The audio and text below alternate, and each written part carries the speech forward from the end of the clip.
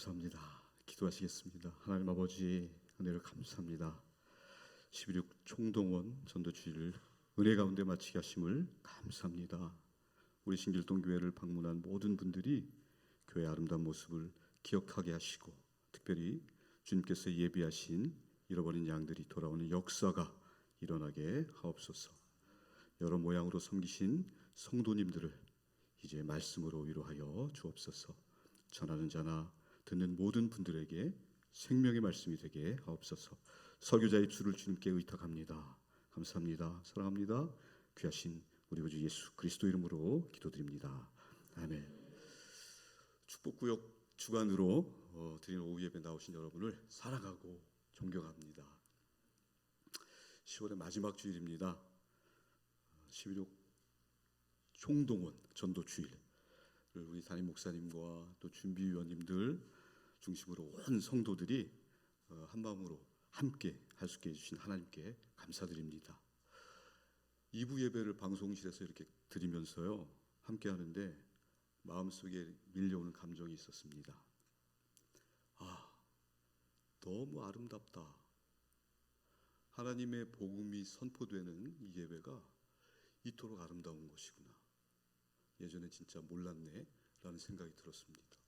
목사님을 통해서 선포되는 말씀, 또 찬양대가 올려드리는 찬양들, 또 온 성도들, 또 외부 손님들까지 한 마음으로 하나님을 향하는 그 마음들이 가슴속으로 쫙 밀려드는데, 제가 그런 어떤 성령 사역 쪽은 아니거든요. 근데 뭉클하면서 전혀 느끼지 못했던 것, 하나님께서 새로운 세계를 열어주시나 그런 느낌까지 들었습니다. 여러분 모두 수고하셨고요. 감사합니다. 하나님께서 합당한 열매를 맺게 하실 줄 믿습니다. 교회 뜰 앞에 아름다운 국화를 보면서 이제 10월도 얼마 안 남았구나 생각하게 됩니다. 여러분은 10월의 마지막 날을 생각하시면 무엇이 떠오르십니까? 혹시 노래가 떠오르십니까? 해마다 10월 마지막 주가 되면요, 저는 종교개혁이 떠오릅니다. 1517년 10월 31일 마틴 루터가 종교개혁 신호탄을 쏘아 올렸는데요, 이번 주가 종교개혁 주간입니다. 올해가 종교개혁 508주년 되는 해입니다.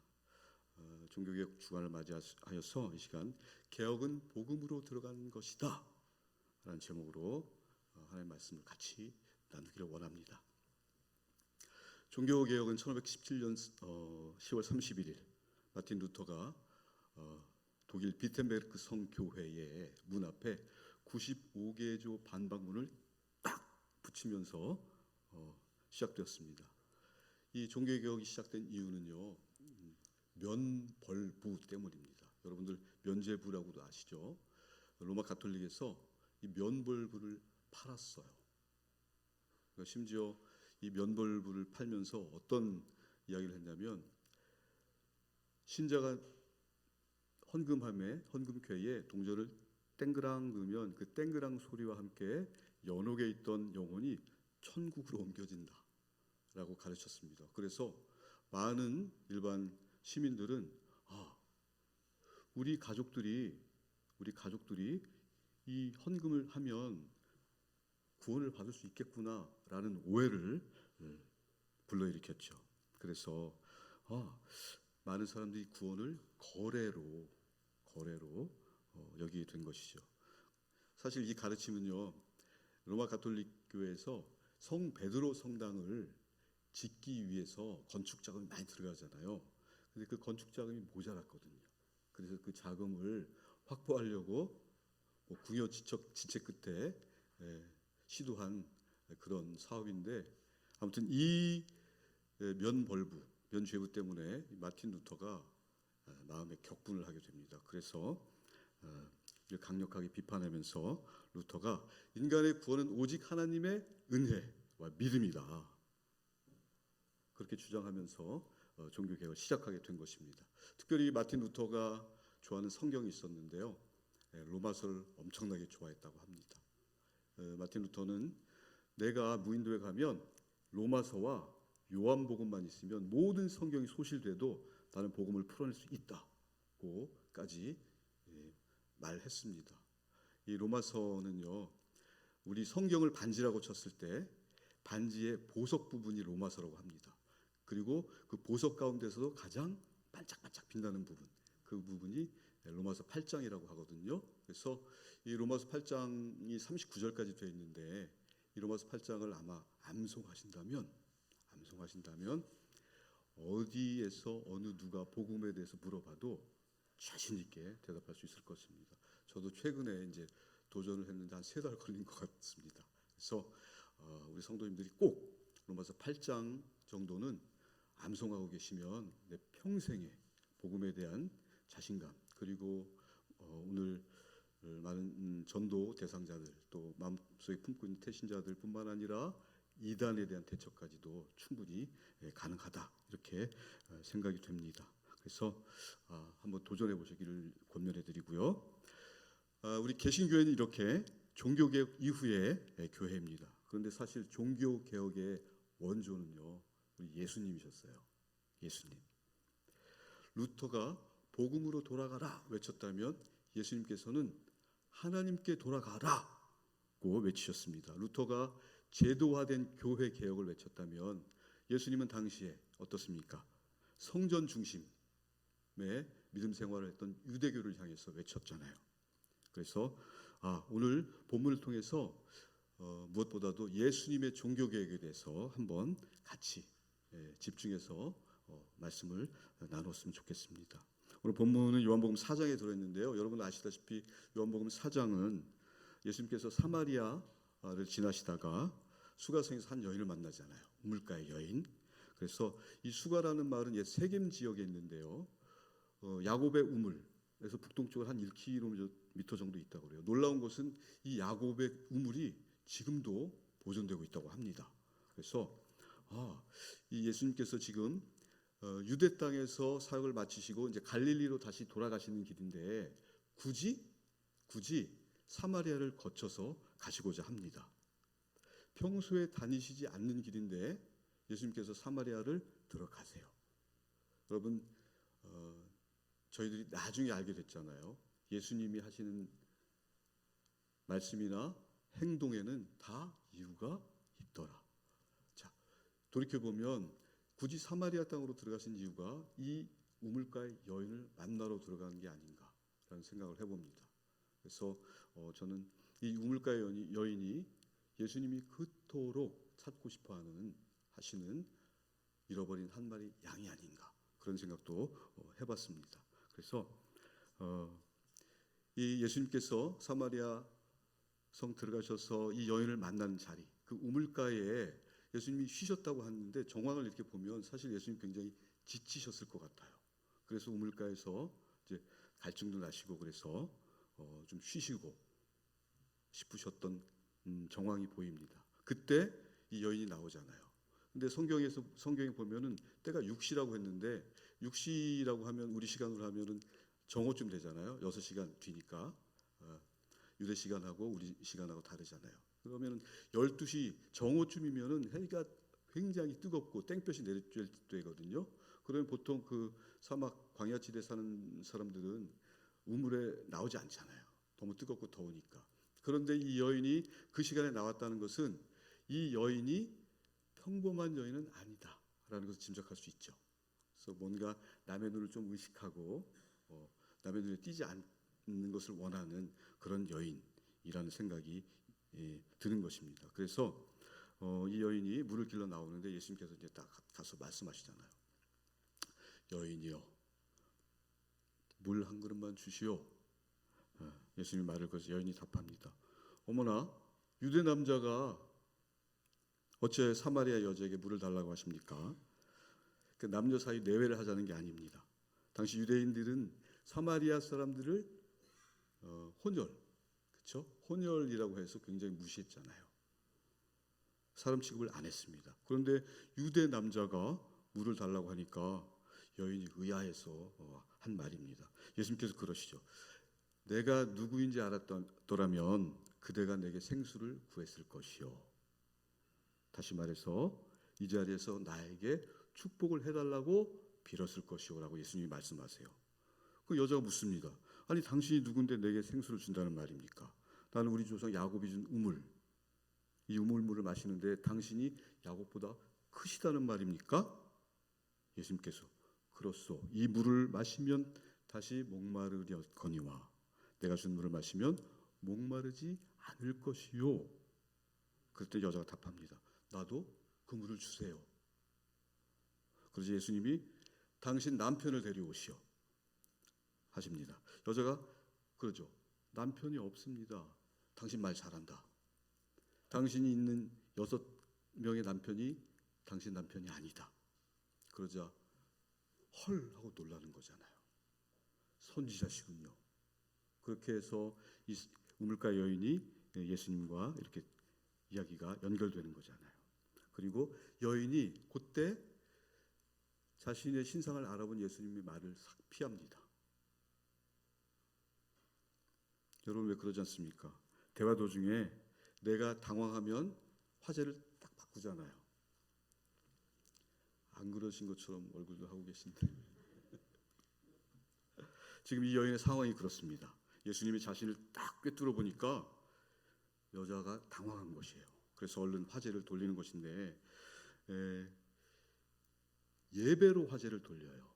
그도 그럴 것이 당시 유대인들과 사마리아인들이 이렇게 쟁점, 논쟁했던 게 예배에 관한 것이었거든요. 그러니까 이 여자도 굉장히 지혜 있는 여자 같아요. 그래서 세상 돌아가는 얘기로 이제 얘기를 돌리기에는 예배에 대해서 아주 적절하게 대화를 돌린 것 같습니다. 그리고 예배 장소 그리고 형식에 대해서 대화가 이어집니다. 오늘 20절에서 23절 본문 보면은 본문 앞절 말씀인데요. 우리 조상들은 이 산에서 예배하였는데 당신들의 말은 예배할 곳이 예루살렘에 있다 하더이다. 예수께서 이르시되 여자여 내 말을 믿으라. 이 산에서도 말고 예루살렘에서도 말고 너희가 아버지께 예배할 때가 이르리라. 너희는 알지 못하는 것을 예배하고 우리는 아는 것을 예배하노니 이는 구원이 유대인에게서 남이라. 오늘 본문 읽으신 23절 24절 내용이요. 지금 읽은 20절에서 23절 말씀에 대한 이유를 설명하신 그런 말씀이에요. 다시 말해서 이 여인과 예수님의 대화를 통해서 참된 예배 장소는 어디냐 하는 논쟁에 대한 답이 오늘 본문 23절 24절이라는 말씀입니다. 자, 유대인들은 그 장소가 어디입니까? 예루살렘 성전, 그리고 사마리아인들은 그리심산. 그러니까 신성시하는 곳이 달랐어요. 유대인들은 예루살렘 성전을 신성시했고 사마리아인들은 그리심산. 그런데 예수님께서 뭐라고 하십니다. 아니다. 그렇습니다. 뭐라고 하십니까? 21절에서 22절에 나와 있는데 제가 봉독하겠습니다. 예수께서 이르시되 여자여 내 말을 믿으라. 이 산에서도 말고 예루살렘에서도 말고 너희가 아버지께 예배할 때가 이르리라. 너희는 알지 못하는 것을 예배하고 우리는 아는 것을 예배하는 이는 구원이 유대인에게서 남이라 하시면서 예배드리는 장소가 중요한 게 아니라 정말 중요한 것은 예배의 진정성이라고 하시는 것입니다. 아버지께 참되게 예배하는 자들은 영과 진리로 예배할 때가 오나니 곧 이때라. 아버지께서 자기에게 이렇게 예배하는 자들을 찾으시느니라. 하나님은 영이시니 예배하는 자가 영과 진리로 예배할지니라. 예수님께서 하신 말씀은 예배 본질에 관한 말씀이세요. 영과 진리. 그러면 이 영과 진리라는 말이 도대체 무슨 말일까? 자, 성령 안에서 하나님과 진실한 만남, 이렇게 생각해 보았습니다. 영과 진리로 드리는 예배는 성령님 안에서 하나님과의 진실한 조우, 만남이다. 이렇게 생각을 해 보았습니다. 그런데 저와 여러분은 어떻습니까? 예배 가운데서 정말 하나님과 진실한 만남이 이루어지고 있습니까? 아니면 좀 형식적으로 예배를 드리고 계십니까? 예수님께서 이렇게 말씀하신 이유가 있어요. 당시 유대교는요, 철저하게 제도화되어 있잖아요. 제도화. 제사장, 그다음에 율법학자. 제사장들은 성전의 권력을 딱 움켜쥐고, 율법학자들은 어떻습니까? 백성들의 신앙을 통제했어요. 그러니까 완전히 꽉 막힌 상태에서 정말 예수님 보기에는 너무나 답답하고 우리 성도들, 신자들이 그 신앙생활에 너무나 안타까운 마음을 가지고 계시는 거예요. 그래서 예수님께서 그 벽을 지금 깨트리고 계시는 것입니다. 하나님은 영이시다. 하나님은 특별한 장소나 형식에 갇히지 않으신다. 이것이 바로 예수님의 개혁 선언인 것입니다. 내가 새로운 성전이다. 내가 새로운 예배 중심이다. 나아가서 그렇게 선포하고 계십니다. 이것이 바로 예수님의 종교 개혁인 것입니다. 여러분, 우물가 여인을 통해서 우리 모습을 보게 됩니다. 여인은 과거를 이야기하고 있어요. 야곱의 우물도 그렇고 그리심산에서 예배하였다는 말도 그렇고 우리가 늘 그런 것처럼 이 여인도 과거에 묶여 있습니다. 그런데 예수님은 과거와 현재가 중요한 것이 아니다. 어느 쪽이 옳고 그르냐를 따지는 것이 아니다. 옳고 그름의 문제가 아니라 미래에 대해서 이야기하고 계십니다. 무슨 말씀이냐면 미래, 너희들이 드릴 예배는 나를 예배할 것인데 그 미래가 지금 바로 여인 앞에 있는 것이다. 그러니까 미래를 쭉 당겨서 지금 현지에다가 딱 놓고서 그 여인에게 선포하고 계시는 것입니다. 다가올 미래를 현재로 설명하고 계신 그런 본문인 것입니다. 하나님께서는 예배를 모든 사람들에게 열어두셨잖아요. 그리고 우리 사람의 전통보다 하나님의 말씀이 기준이 되어야 한다는 것이 또 예수님의 핵심 맥락인 것입니다. 여러분, 하나님의 말씀이 바로 말씀이 육신이 되신 예수 그리스도잖아요. 그러니까 예수님은 당신 얘기를 하고 계신 거예요. 루터는 로마서 1장 17절 말씀으로 종교개혁의 신호탄을 쏘아 올렸습니다. 여러분 너무나 잘 아시는 말씀이죠. 복음에는 하나님의 의가 나타나서 믿음으로 믿음에 이르게 하나니 오직 의는 믿음으로 말미암아 살리라 함과 같으니라. 이 말씀으로 마틴 루터가 종교개혁을 시작했습니다. 제도와 교리를 개혁해서 솔라 스크립트라 들어보셨죠? 오직 성경으로 돌아가자고 외쳤습니다. 그 중심에 바로 우리 예수님이 계신 것입니다. 예수님의 개혁 정신을 루터가 알아차린 거예요. 그것이 바로 복음의 본질이라는 것을 마틴 루터가 알아챘다는 말씀을 드립니다. 그것을 다른 말로 하면 영과 진리의 예배인 것입니다. 영과 진리로 예배하는 것이 아까 무엇이라고 말씀드렸습니까? 예수님 말씀처럼 예배드릴 때 사람의 전통보다 하나님의 말씀이 기준이 되어야 한다는 것입니다. 말씀을 정리합니다. 개혁은 복음으로 들어가는 것이다. 그것을 예수님은 하나님 중심으로 돌아가는 것이다라고 말씀하십니다. 하나님을 향한 예배가 나의 삶의 자리에서 이루어져야 한다는 의미로 재해석해봤습니다. 예배당 안에서는 누구나 예배 드릴 수 있잖아요. 그런데 그 예배가 나의 삶의 자리에서 일어나야 한다. 그것이 저와 여러분이 오늘 이루어야 할 개혁이다 라고 생각해 보았습니다. 예배당 안에서 드리는 예배를 넘어서 내 삶의 자리에서 하나님을 예배하고 하나님 중심으로 당당하게 살아가는 것, 그것이 저와 여러분의 개혁이다. 내가 서 있는 삶의 자리, 그 자리가 하나님을 예배하는 자리가 될 때 저와 여러분은 하나님께서 찾으시는 그 한 사람, 진정한 예배자가 될 것입니다. 바라기는 우리 신길동교회 모든 성도님들이 하나님이 찾으시는 그 한 사람, 그런 예배자가 되셨으면 참 좋겠습니다. 아멘. 기도하시겠습니다. 하나님 아버지 은혜를 감사합니다. 저희들의 개혁이 나의 삶의 자리에서 예배로 피어나게 하옵소서. 사랑하는 우리 신길동교회 모든 성도님들이 하나님이 찾으시는 그 한 사람, 진정한 예배자로 살게 하옵소서. 감사합니다. 사랑합니다. 귀하신 예수님의 이름으로 기도드립니다. 아멘.